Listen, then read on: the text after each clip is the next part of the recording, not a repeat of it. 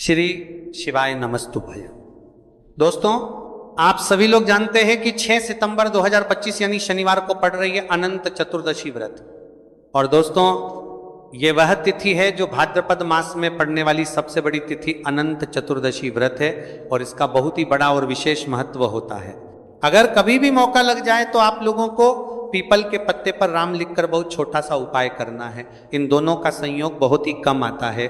इसी के साथ में गुरुजी ने अपनी शिवपुराण कथा में बताया है कि इस दिन आपको एक पीपल के पत्ते पर राम वाला उपाय तो आपको अवश्य ही करना चाहिए, क्योंकि ऐसा दिन पूरे साल में सिर्फ एक ही बार आता है। और दोस्तों, आप सभी लोग जानते हो कि शनिवार का अगर सबसे बड़ा कोई उपाय है तो वह पीपल के पत्ते पर राम वाला उपाय। तो दोस्तों, शनिवार अनंत चतुर्दशी के दिन इस पीपल के पत्ते पर राम लिखकर बहुत छोटा सा उपाय करना है। बहुत सारे लोग होंगे जिन लोगों ने इस उपाय को ना किया हो, मतलब पूरा साल निकल गया, उन्होंने किसी भी दिन इस पीपल के पत्ते पर राम वाला उपाय को ना किया हो। पर दोस्तों, आपके पास एक पहला मौका बचा हुआ है, जो कि 6 सितंबर 2025 शनिवार अनंत चतुर्दशी के दिन है। इस दिन आप लोगों को इस वाले उपाय को जरूर कर लेना है। भले ही आपने पूरे महीने भर इस उपाय को ना किया हो, पर अगर आपने इस भाद्रपद महीने के शनिवार अनंत चतुर्दशी के दिन अगर इस वाले उपाय को कर लिया तो आपको इस उपाय को करने का वह फल मिलेगा जिसकी आपने कभी कल्पना भी नहीं करी होगी। इसीलिए आप लोग इस वाले उपाय को एक बार जरूर कर लेना है, ताकि आप लोगों के हाथ से ये मौका ना जा सके और आपको इस उपाय को करने का फल मिल सके। दोस्तों, यह उपाय अपनी अभी की ही श्री शिव महापुराण की कथा में बताया है जी। इस उपाय को आज हम आपको बहुत अच्छे से समझाने वाले हैं। इस वीडियो को देखने के शाम तक आज इस उपाय को समझने के लिए आपको कोई और वीडियो को देखने की जरूरत नहीं पड़ेगी। तो चलिए दोस्तों, उपाय को शुरू करते हैं। देखिए, इस भाद्रपद महीने के शनिवार अनंत चतुर्दशी के दिन यह इतना खास होता है, इतना महत्वपूर्ण होता है। देखा गया है कभी कभी बड़े बड़े पूजा पाठ अनुष्ठान से जो मनोकामना पूर्ण नहीं होते, वह भाद्रपद महीने के शनिवार अनंत चतुर्दशी के दिन एक छोटे से उपाय करने से ही आपकी मनोकामना पूर्ण हो जाती है।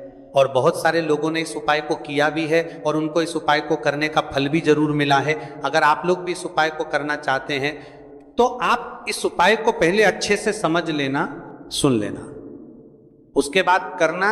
आपको इस उपाय का फल जरूर मिलेगा और इस उपाय को कर लेने से आपके घर में चाहे किसी भी प्रकार की दुख और समस्या क्यों ना चल रही हो, आपको उसका कारण भी नहीं पता है कि भाई ये समस्या किस कारण से चल रही है, उसका कुछ भी कारण हो सकता है।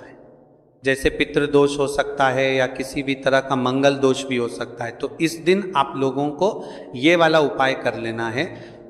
ये एक ऐसा उपाय है जिस उपाय को अगर किसी विशेष दिन पर किया जाए तो भाई उस विशेष दिन का जो है वो तो हमें मिलता ही मिलता है।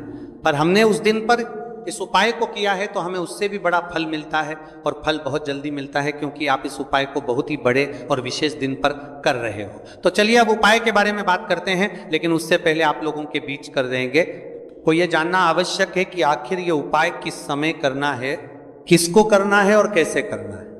तो चलिए हम आगे आपको वीडियो में एक एक करके बता देते हैं।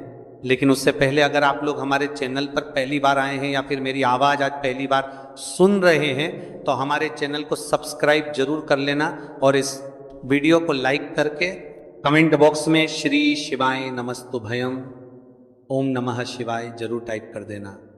तो दोस्तों, इस पीपल के पत्ते पर राम वाला उपाय को हमें इस शनिवार अनंत चतुर्दशी के दिन कैसे करना है, किसको करना है, किस समय करना है और कहां पर करना है, ये सारे सवालों के जवाब आपको इस वीडियो में मिल जाएंगे।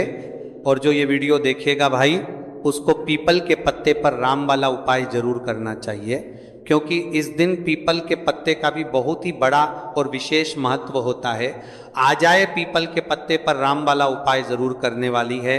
5 बार बाद पीपल के पत्ते पर राम वाला उपाय जरूर करना चाहिए। उपाय की तो ये सोने पर सुहागा वाली बात हो जाती है और ये एक बहुत ही बड़ा उपाय हो जाता है इस शनिवार का।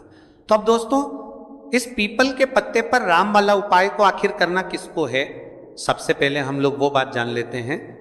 तो देखो, घर की जो बड़ी माताएं बहनें होती हैं, उन माताओं बहनों में से कोई भी एक बड़ी माता बहन इस वाले उपाय को कर सकती है।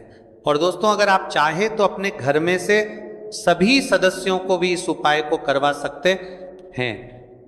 अगर किसी व्यक्ति की खुद की कोई मनोकामना है, खुद की कोई दुख और परेशानी है जो कि वह अपने लिए ही करना चाहता है, इस वाले उपाय को तो वह खुद अपने लिए भी कर सकता है। बाकी अगर कोई घर में से ऐसा है जो कि अपने पूरे घर परिवार की सुख और शांति के लिए ये वाला उपाय करना चाहता है, तो भाई वह भी कर्मा है सकता है, उसमें भी कोई दिक्कत वाली बात नहीं है। कहने का मतलब यह है कि इस उपाय को हर एक सदस्य भी कर सकता है और पूरे घर परिवार के सदस्य के लिए घर की बड़ी माताओं बहनों में से कोई एक माता बहन भी कर सकती है। माताएं बहनें अगर घर में उपस्थित ना हो या वह ये वाला उपाय ना कर पा रही हो, तो फिर घर का कोई बड़ा सदस्य भी इस पीपल के पत्ते पर राम वाला उपाय को कर सकता है, चाहे फिर वह पुरुष ही क्यों ना हो, उसमें कोई भी दिक्कत वाली बात नहीं है। उसके बाद में दोस्तों जो अगला प्रश्न निकल कर आता है वह यह आता है इस उपाय को लेकर कि आखिर इस उपाय को हमें किस समय करना है, सुबह के समय करना है कि शाम के समय करना है। तो देखो, इस वाले उपाय को आप लोग सुबह के समय भी कर सकते हो और शाम के समय प्रदोष काल में भी कर सकते हो। अब अगर आप पूछो कि भाई साहब सबसे उत्तम समय कौन रहेगा इस पीपल के पत्ते पर राम वाला उपाय को करने का, तो हम आपसे बस यही कहेंगे कि इस उपाय को आप सुबह के समय करेंगे तो ज़्यादा बेहतर होगा। बाकी अगर प्रदोष काल शाम के समय भी करेंगे तो भी अच्छा होगा, उसमें कोई भी दिक्कत वाली बात नहीं है। तो अब दोस्तों, जो अगली सबसे बड़ी और महत्वपूर्ण बात आती है वो ये आती है कि सुबह अगर हम उपाय को करेंगे तो हमें कितने बजे से लेकर कितने बजे तक के बीच में करना है, और शाम के समय प्रदोष काल में करेंगे तो हमें कितने बजे से लेकर कितने बजे के बीच में करना है। तो देखो, सुबह जितनी जल्दी हो सके आप उपाय को करने की कोशिश करना। बाकी अगर किसी कारणवश लेट भी हो जाओ, थोड़ी देर भी हो आए, तो 10 या 11 बजे तक भी आप उपाय कर लेना, पर 12:00 बजे से ज़्यादा देरी ना हो, ठीक है, इस बात का ध्यान रखना। उसके बाद में दोस्तों, अगर शाम के समय प्रदोष काल की बात करें, प्रदोष काल का जो समय है होता है वह शाम के 6 बजे से शुरू हो जाता है।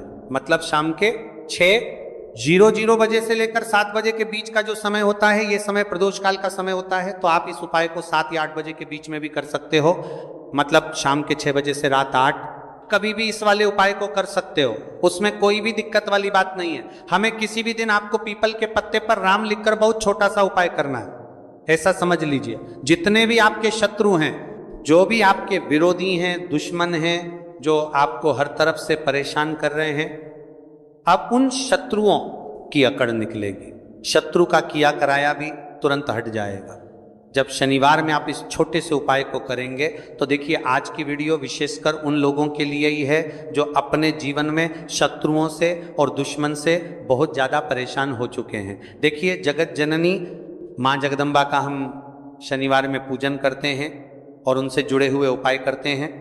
साथ ही साथ आपको बता दें कि शनिवार में संकट मोचन हनुमान जी का पूजन करने से और उनसे जुड़े हुए कुछ उपाय करने से जीवन के बड़े से बड़े कष्ट भी क्षण भर में दूर हो जाते हैं।